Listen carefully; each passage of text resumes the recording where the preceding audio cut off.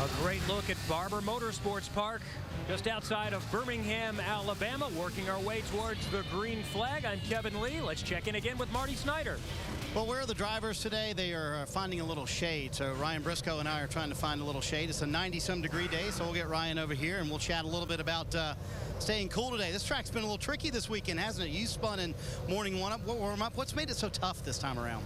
I don't know what it is. It's just we've definitely lost a little bit of grip since last year, and the tyres drop off fairly quickly. I think this heat as well, it's very hot, probably warmer than we were expecting, so the tyres drop off, and then the corners are so long here. It's a pretty abrasive surface. You're just sort of floating the car all the time, so it's really tricky conditions. I actually had a little spin in warm-up this morning just trying to find the limit, and we made some setup changes after that and it felt better, but it's going to be a tough 90 laps today. You found that limit, didn't you? You've also been dealing with your right hand. You have torn ligaments in your thumb from the crash at St. Pete. How are you dealing with that this week? Yeah, well, the IRL doctors or IndyCar doctors are helping me out, and we just got it taped up, so it shouldn't hurt too much in the car, but it's just really annoying. They reckon it'll take several weeks to get better. It doesn't hurt when I'm like this, but whenever I have a moment or just knock it, it really hurts. It's like hitting your funny bone or something. So it's just annoying. Hopefully it won't be too much of a distraction today. Torn ligaments in the thumb and all, but it's very well taped. I can attest to that. Ryan Briscoe ready to go, Lindy. Sebastian Bourdais starting 20th. You said this is difficult to say the least. What's going on? It's just the beginning, you know. We knew it was going to be tough. It's starting on the stronger, tough side than we thought it would be, but it's just as expected. The program started really late, and we're doing the best we can, but so far it's just not good enough. About 70% of this crew is new, but you are familiar with your engineer from your time at Newman Haas. Tell us about him. Yeah, he was my assistant engineer at Newman Haas, and so we know each other really well, but obviously we could really use a kind of a baseline setup, you know, that we feel comfortable with to start, and right now we're still looking after that thing. Earlier we were laughing because I said, do you feel like this is your first race? And you said, that actually is my first race. Talk about what happened at St. Pete. Yeah, it was just a very small error which had huge consequences. You know, I just tapped the wall on the inside of the fast chicane and ripped off the right front suspension, and from there I was just a passenger. Obviously had a really big hit after that, and it did the tub, so that was pretty much the end of the day. Does that make you feel even more behind today? No, it doesn't change anything. I mean, you know, it's one street course to one road course. It's just going to be our first race, but it doesn't really matter. What we really need to focus on is just trying to bring the car home. Hopefully there is a little bit of action going on, and we can benefit that. But we just don't have the pace right now, so we're gonna keep on plugging away and trying to find some solutions. Sebastian Bourdais rolling off 20th today. Thank you, Lindy. 2 weeks ago, Takuma Sato had an IndyCar career-high finish of 5th place at St. Pete, and it could not have come at a better time. Sato is from Japan, where, of course, the events from the past month have been of worldwide concern. If I could be anywhere beside the racetrack, it would be Japan at the moment. Well, it happened when I was traveling from Europe to the States. And when I got to the States, I got the news, and it was a real shock. And obviously, I tried to call my family in Japan, and they're all okay. And I tried to imagine that, but I can't really, because it's just so scary things that the power of nature could easily destroy like this is just unbelievable. So I'm here, I need to make car fast, but to me today it doesn't matter because my heart is in Japan, and I wish people quickly recover and be strong. I want to try to help mentally, physically. I want to do everything I can. And with his country deep in his heart and mind, Takuma Sato starts 11th today. There's a look at the KV Lotus technology, the Lotus car. Stay with us, plenty more to come for Barber Motorsports Park.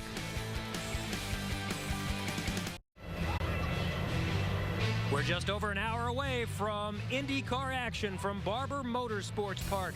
I'm Kevin Lee. A look at some of the other notable events in open wheel history on this date, and some big names, and one we just spoke with a few moments ago, Sebastian Bourdais. We'll be headed to Long Beach coming up next week. You can see that here on Versus as well. Another feature of IndyCar coverage on Versus is the IZOD Pit Center, and Marty Snyder joins us there.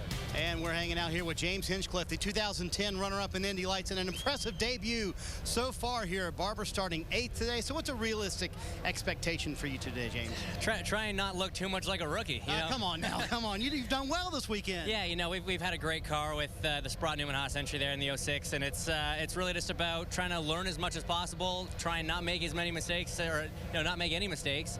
And I think top rookie. I think that's realistic. And if we come up with a top 10 with what we've had this weekend, I think that'd be great. All right, this is a track map. You've seen this place, right? Yeah, I think I know a little bit about it. Okay, Yeah. I hope you have, because you know what we're gonna do? Unfortunately. Blindfold, please. Go ahead and put that on. Goes around the back, and we're gonna blindfold you, young man. You're young, you're energetic, you can do this. Can you draw the track blindfolded over here? Where are we? Right over here. All right. Can you start me on the start-finish line? I'll do that for you. That's the only piece I'm helping you with. All right.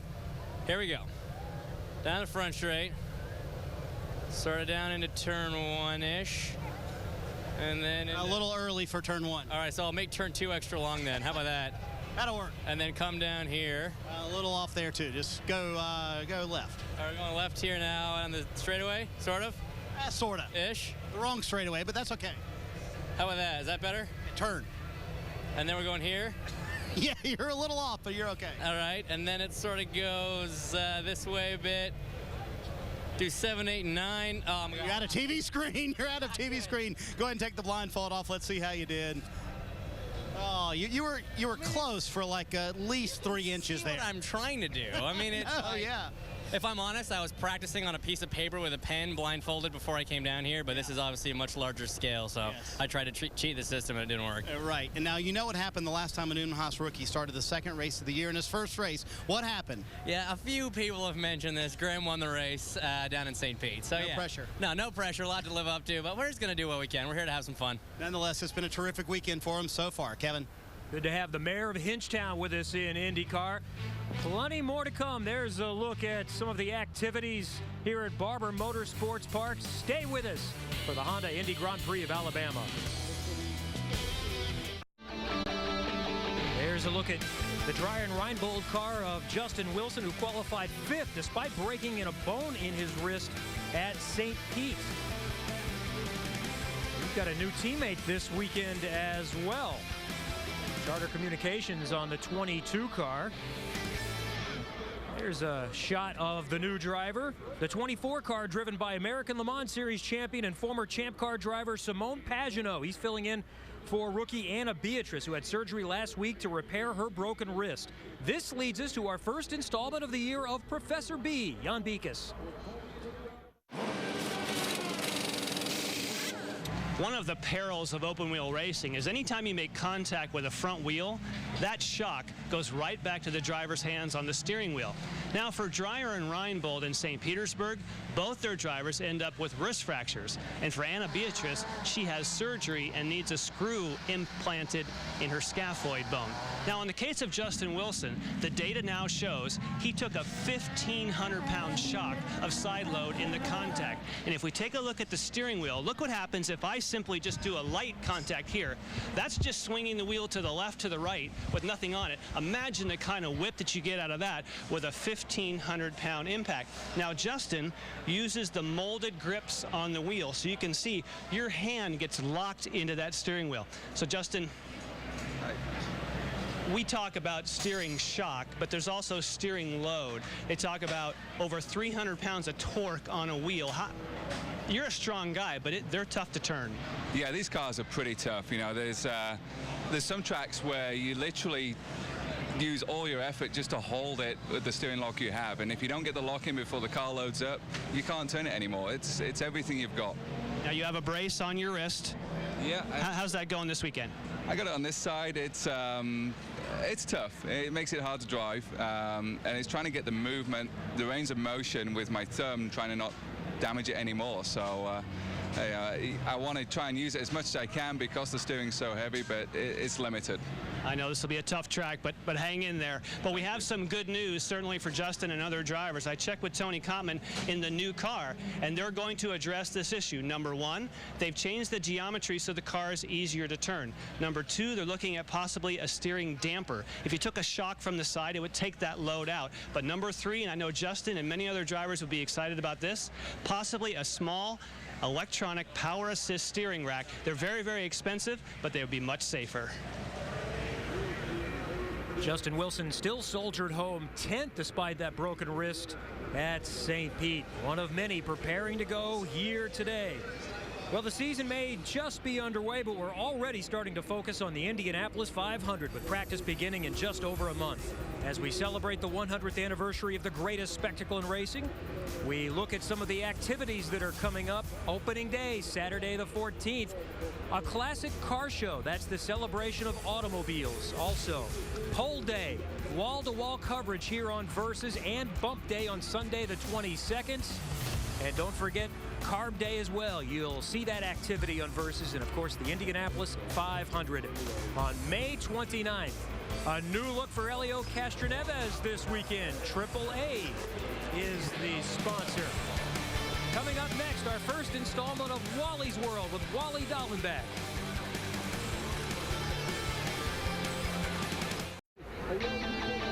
We're working our way towards the green flag. Round number 2 of the 2011 IZOD IndyCar Series schedule. Thanks for joining us. I'm Kevin Lee. Well, Wally Dallenbach Jr. joins our broadcast as one of the analysts this year, and he certainly entertained us with his ride-along segments on NASCAR broadcasts over the last decade. During the Firestone Indy Lights race today, it was announced that Wally's actually going to be back in the car driving the 77 at Edmonton in Lights this year. But this time around, our first segment of Wally's World, he's a passenger. Wally's World! Wally's World! IndyCar!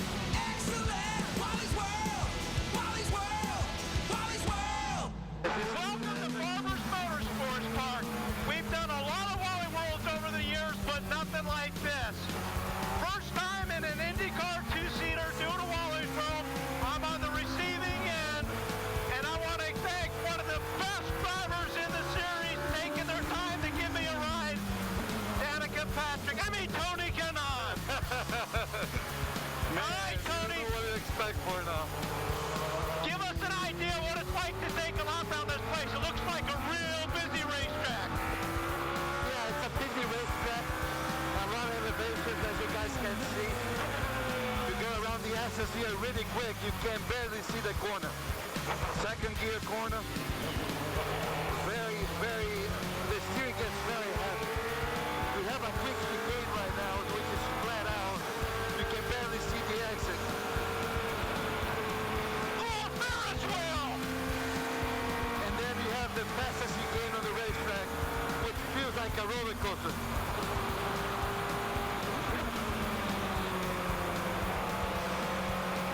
Wow, the car really gets tight over that hill, doesn't it? It doesn't, especially when you're going, that fast. You can barely see the road, so it's the last corner before the front straightaway. And now, where do you park around this place? I'll show you the passing zone. It's quite a bit further down. This is the start-finish line. Start one, you have a good chance to pass. And you have a long corner here that feels like a carousel. This corner is really important, Wally, because that's when you're going to set up a pass. You go behind the guy here, it's pretty much the only chance you have to pass. It's this corner here, all the way to the inside. And you try to make a pass over the hairpin. You use the club a bit. Now, here you go. Just pass it for the lead. Ah, yeah. Wow, this is so cool. What part of the racetrack do you think is the hairiest part as a driver? Like, what's that part that you kind of hold your breath right every lap? This one right here. You can barely see the corner, and it's one of the most fast parts of the racetrack. Woo, that was so cool. Tony, I want to thank you for giving us a ride. The best in the business. Good luck this weekend, man. I appreciate it. Thanks, my friend. It's a pleasure. I was always a big fan of yours, and see you scaring the hell out of people, so I'm glad I got the pleasure to do that. Thanks a lot.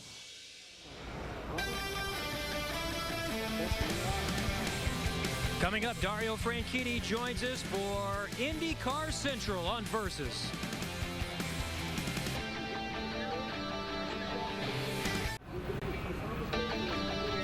Welcome to Barber Motorsports Park, just outside Birmingham, Alabama. I'm Bob Jenkins, and we're about 45 minutes away from the start of today's Honda Indy Grand Prix of Alabama. This is presented by Verizon, where we'll get you ready for today's 214-mile race. 2 weeks ago, defending series champion Dario Franchitti picked up where he left off, winning the season opener in St. Petersburg, getting by last season's road course champion Will Power. Tony Kanaan had a third-place finish in his first race with a new team, just ahead of Simona Di Silvestro, who had a career-high fourth-place finish. But Florida wasn't the Sunshine State for all who visited. Last year's Barber winner was one of several drivers who looked to put the season opener behind them. Time to go racing in 2011. Will Power in front. Dixon looks to the inside, and Marco Andretti goes over the top. Andretti is on his lid. There are 5 cars did not make it through. We go back to green flag racing. Power is going to grab the lead as they head to turn number 1 and into 2. Dario and Kanaan both get by. Dario Franchitti is the early leader. Give the Scotsman the 27th win of his career. That's the way to do it. That's the way to do it. Dario, he picks up right where he left off after winning the championship last year. Is this a sign of things to come? And so the two drivers who battled to the championship at the final race last year at Homestead Miami Speedway, Dario Franchitti and Will Power, finished first and second in the opener this year in St. Petersburg. Dario wins round number 1, and he is standing by on our Versus Pit Road set with Kevin Lee. Thank you, Bob. Let's start with that, Dario, as you bask in the glory of a win to try to defend your championship and the rivalry with Team Penske. These two teams have battled for championships for the last several years. What kind of rivalry is there?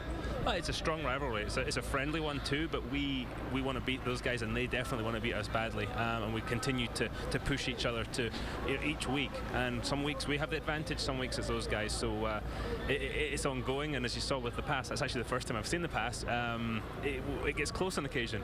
In Formula One, the biggest rival is your teammate. Scott Dixon has been one of the toughest guys to beat. What's that relationship like? Yes, Scotty's absolutely very tough to beat, but we've managed to do it in a way that, same with when I was teammates with Tony Kanaan, Brian Herta, Marco, Dan, those guys, we managed to do it in a friendly way. I know he wants to beat me. He knows I want to beat him, but we work very well together. We're friends away from the track, but we keep that competition on the track, and that's I think sometimes people misunderstand that. They misunderstand that we are so fiercely competitive because we're friendly away from the track. We love you because of your skill, but also your candidness. Double file restarts. Now, you were able to stay out in front of it, but what did you think? What adjustments need to be made? And there already have been some made. Yeah. I mean, it was great for me. I took the lead of the race with the help of the double file restarts, but I was still very upset. I thought ultimately it came down to there's some of the drivers out there made bad decisions, and they made us look stupid as a series, and it wasn't the way we like to do things. So we've modified it a little bit today, but if I make as many mistakes as the next guy, but unless we kind of just come back a little bit and a bit less aggression at the start.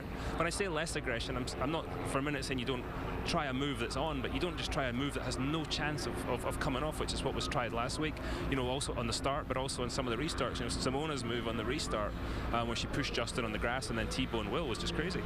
Thanks for coming up here. Stay cool today. Thank you. Can I just say one thing? Got to say hi to my friends Mickey and Brady out there in Colorado, and the birth of young Sean Michael Ryan. That was a nice addition to our team this week. Very nice. Have a good race. Thank you. Dario Franchitti will start 7th, and with his win at St. Pete, Dario has now won at 22 different tracks, second only to Mario Andretti, who won at 26 venues with his 52 career wins, including Barber Motorsports Park. There are 9 tracks where Dario has yet to record a victory.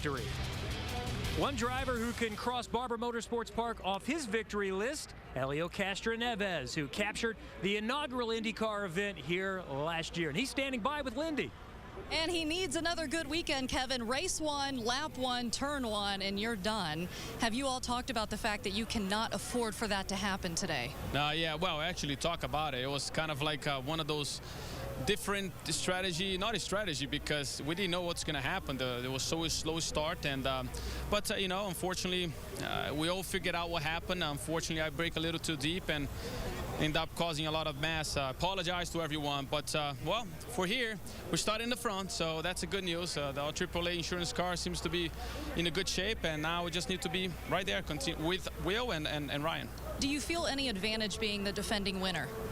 Not really. It changed so much. The tracks, the weather, you know, tires changed a little bit. So I wish we have some advantage. But actually, everybody probably are looking what happened last year to do the same thing. What's going to happen this year? So hopefully, we're going to have something else. Then we can beat everybody again. We'll see what happens. Elio starting 4th, Marty Snyder with the driver starting 3rd. And that would be Scott Dixon, who does get to start up front, but this is such a narrow track, Scott. For you, how big of a key is patience going to be today? I think it's always key, and we saw the lack of it, obviously, at the first race in St. Pete, and that definitely ruined our day for Team Target. But, you know, here I think the start's going to be a lot different, a lot more flow to it. You know, it's a 4th gear corner, but it's going to be one of those days where you got to save a bit of fuel and try and monitor what the other guys are doing, you know, and as we were talking before, it's not obviously the way you want to always race, but 9 times out of 10 is probably what will get you that victory. Finished 16th at St. Pete. That puts you in a little precarious position with the points. So how does that change your approach to today's race? I don't know what I've done to St. Pete. It has not been kind to you, my friend. I know. The last 4 years, I don't think I've finished. So, you know, it would be nice to, you know, hopefully get onto a bit of a roll. This is where we're going to have to start our season. Last week was, or 2 weeks ago, was definitely not the way that we wanted to start. I was trying to be cautious. I was trying to stay out of everything. And, you know, you have a car go over the top of you, which you can't help. So, but definitely looking to turn it around this weekend, get some good valuable points, and, you know, try and start our campaign now. It's usually not good when a car goes over the lid, right? That's pretty bad. From every time I've seen it, it's pretty bad. Just ask Marco, maybe. All right. The Ganassi team won the Grand Am race yesterday. Scott Dixon trying to make it the weekend sweep, Kevin. Thank you, Marty. In his first event with KV Racing Technology, Tony Kanaan recorded a podium finish just ahead of Simona Di Silvestro 2 weeks ago, who recorded a career-high 4th. We'll hear from them when IndyCar Central, presented by Verizon, returns. IndyCar Central on Versus is presented by Verizon, official wireless partner of the IZOD IndyCar Series.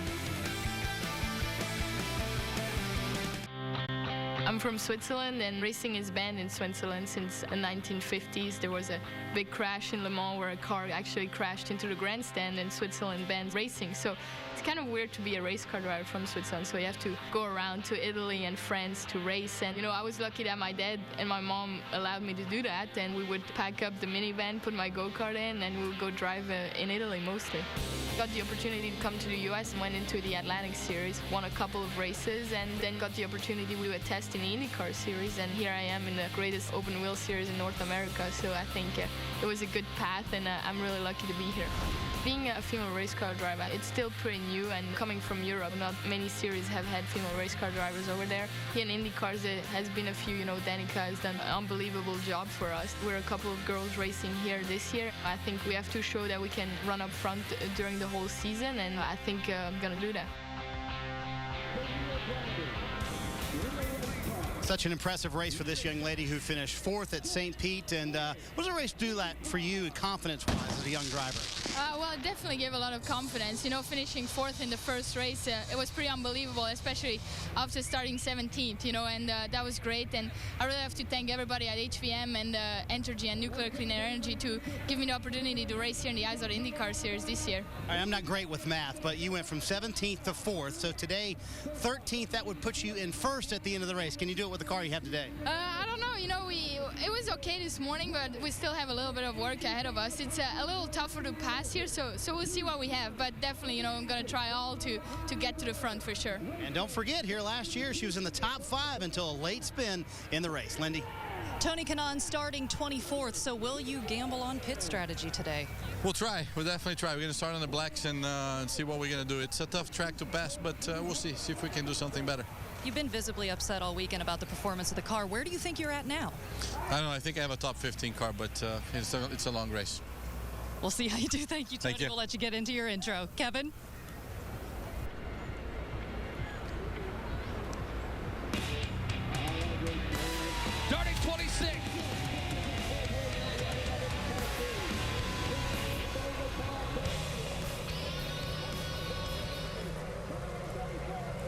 Unhappy drivers were plentiful last week or 2 weeks ago. Marco Andretti, Mike Conway. Coming up, Robin Miller will join us to discuss St. Pete and more.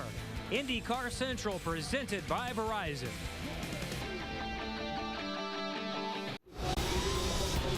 This year we celebrate the centennial year of the Indianapolis 500, and of course you cannot do that without honoring the first four-time winner, A.J. Foyt. Can you believe it was 50 years ago when Foyt won his first 500 in 1961? Of course, he's one of only three, including Al Unser Sr. and Rick Mears, to win at Indy 4 times. A.J. also celebrated victory there as an owner in 1999, and he won with Kenny Breck.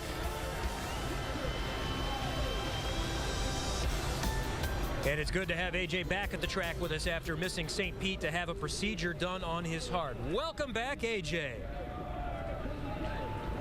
And back here at Barber Motorsports Park, where fans are enjoying the IZOD Fan Zone. Racing fans have been gathering there all weekend, taking part in a variety of activities and probably talking about the chaos that took place 2 weeks ago in St. Pete's. It's a brand new season of IndyCar. 2011 is here, and we are racing as the green flag flies, and Marco Andretti goes over the top of Dixon and flips upside down. That's what happens, you know, we try to start so close together. It's great for the fans, but it's no good for me today. You run a good race, you run a third, fourth, and you got to go put yourself on the outside with a bunch of... Well, there's side-by-side racing, and there's going inside the IndyCar series with Robin Miller. Let's first talk about St. Pete. What did you think about what we saw? Kevin, what we saw was what we always see in Florida, a first lap crash in the first turn. And Scott Dixon, bless his heart, put it in perspective. He said, it's not the restarts, it's not two abreast, it's not how fast we accelerate, it's the idiots behind the wheel. My team, you know, the guys I race with. And he said, you know, we got a steering wheel, we got a throttle, we got a brake. Use our heads. It's the first race of 18 races this year. So I think the most important thing to remember is there's all this knee-jerk reaction. Oh, we got to get rid of double file restarts. It's always been double file it's always been double file starts in IndyCar racing. Nothing's new about that. Is it serving its purpose, though? Is it more entertaining for fans? Absolutely. I've not seen fans stand up at a street course race and cheer every time there was a restart until I saw it 2 weeks ago in St. Pete. It just doesn't happen because it's usually follow the leader. The guy that's leading the race takes off 300 yards before he's ever supposed to, and he's got such a massive lead you can't ever get near him. And this is what you better pay attention. You want people to watch this stuff. So make it more exciting and take a chance and don't abandon it. Stick with it. Well, one of the great things about the format that we have is we have time to do some things, to go off script a little bit, and we're pretty certain with Robin there's never going to be a script. One of those features is inside the helmet. We've got the names and pictures of every driver in IndyCar in here.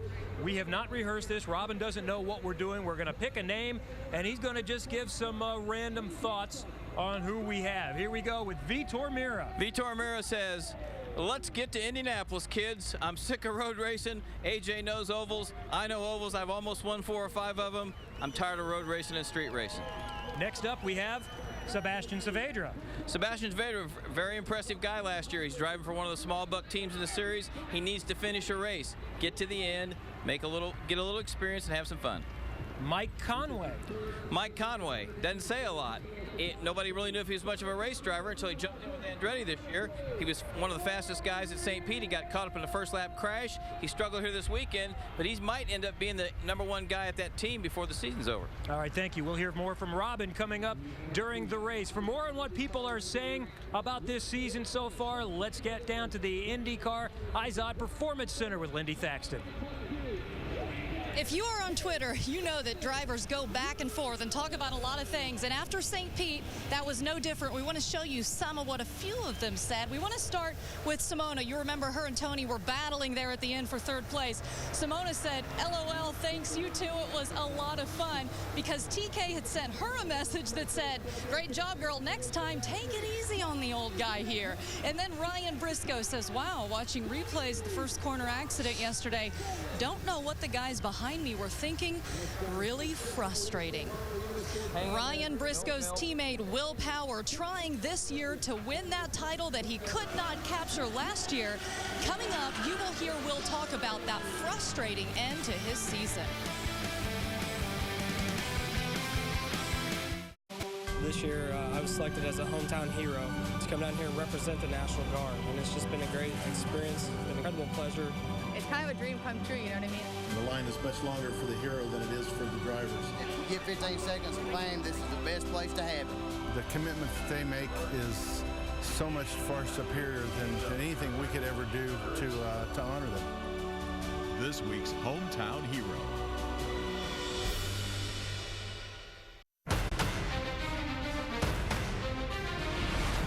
They have thrown down the early gauntlet as the team to beat in 2010 by winning the Sao Paulo Indy 300. Will Power, he will open the 2010 season with back-to-back victories as the Twin Checkers wave. Nice job, Mr. Power. Nice job. It looks like the win goes to Power. With his 4th win of the season, the Twin Checkers will wave. Will Power is the winner on the streets of Toronto. The win goes to Will Power as he's back in victory lane. Good job, Will. Good job, boys. And what a season Will Power had in 2010, winning the Mario Andretti Trophy as the series' top road and street racer. In fact, in 2 seasons with Team Penske, Power has 6 wins and has started on the front row 13 times. Will Power finished second to Dario Franchitti last year by only 5 championship points. But for all his success in 2010, Power will also be remembered for squandering a 59-point lead over the final 4 races and recording his only DNF in the last race of the season. The target is back on his Ganassi rivals, Dario Franchitti and Scott Dixon, with a championship even more so in Will Power's sights. 2010 was a season where I was somewhat learning on the ovals and, you know, obviously very strong on the road courses. He will open the 2010 season with back-to-back victories, the Aussie Will Power. A really good season. I can't remember, you know, the last time we won that many races with one guy, and, you know, so I don't think you can be disappointed by any means. The thing that you remember, though, is you remember who won the Indianapolis 500, and you remember who won the championship. Those are the things that you remember. Power falls even further behind. The problem for our championship leader. He slapped the wall. It is damaged. The right rear does definitely have damage. Will Power is going to lose the championship here tonight. I moved from Indy to Charlotte this year. You know, I'm happy with my situation. This is where I come every morning, 8:30, meet with the Penske trainer. You know, we used to do an hour-and-a-half workout, and then I'll go down, maybe spend some time with my engineer or go home. He comes in here daily, works out daily with the same group that trains our pit crew, that trains our NASCAR crews, as well as our IndyCar crews, and he's a connected piece to the team. I think just living down here near the team, and with the weather, it's just a better environment to train in. This year there should be a calmness about him that maybe didn't exist last year. We all gel better, we all know each other better, and it's just seemed to flow a little bit easier this year. They have all the resources, they have, you know, all the people, and won a number of championships, so it's expected. We can't afford to leave anything on the table at these races where, you know, he's proved he can dominate. To beat the Ganassi guys is going to be as tough as it was in 2010. I think the competition will catch up to us. If we can have the statistics that we had in 2010, I promise you the results will be different. We just need to execute. Before he thought he could do it, now he knows he can do it.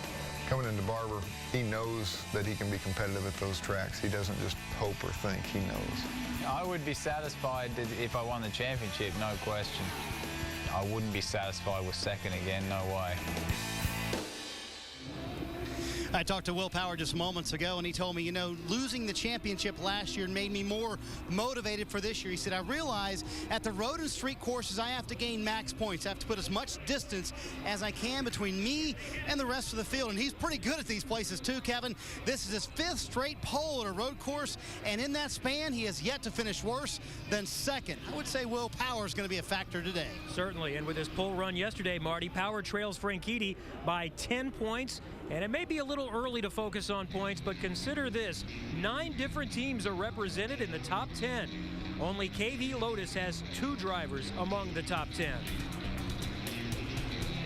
Verizon driver Will Power hopes to make his own highlight video today. When today's race is over, fans can catch the Verizon race recap on their Verizon mobile phones.